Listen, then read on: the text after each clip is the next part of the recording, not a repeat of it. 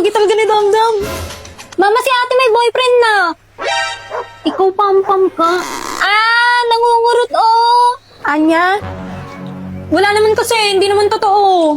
Okay lang naman mag-boyfriend. Basta siguraduhin mong nag-aaral ka pa rin na maayos. Tsaka dapat mabait yan, kagaya ng papa mo. Di naman mabait si papa. Lagi na naman malo. Di totoo yan. Sobrang bait kaya ng papa mo. Oo. For instance, nung nagde-date pa lang kami, lagi niya ako inaalala. Love, gamitin mo tong app na to para updated tayo lagi sa isa't isa. Love 8? Diyan tayo mag-message. Tsaka may kita ko rin dyan kung asan ka para alam kong safe ka lagi. Oh, ang sweet mo naman, love.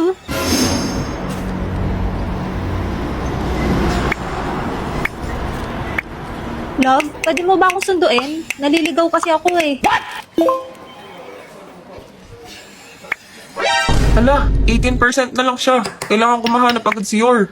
Okay, sige. Wait lang, love. Kita ko na kung asan ka. Papunta na ako dyan. Wait mo ako, ha. Love, naboboard ako. I miss you. I miss you too, love. Pwede tayong mag-race ng pet dito sa Love 8 para hindi ka maboard.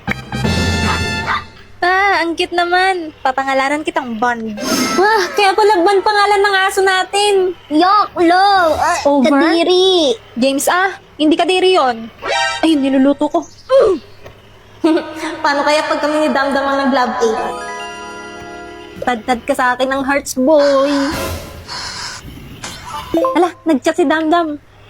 Good morning, honey bunch sugar plum pumpy yumpy yumpkin. May sweetie pie cupcake. Breakfast ka na. Love you. Yes, father, I do. Nababaliw na si ate. Nangyari sa'yo, pre. Bigla ako ng lamig.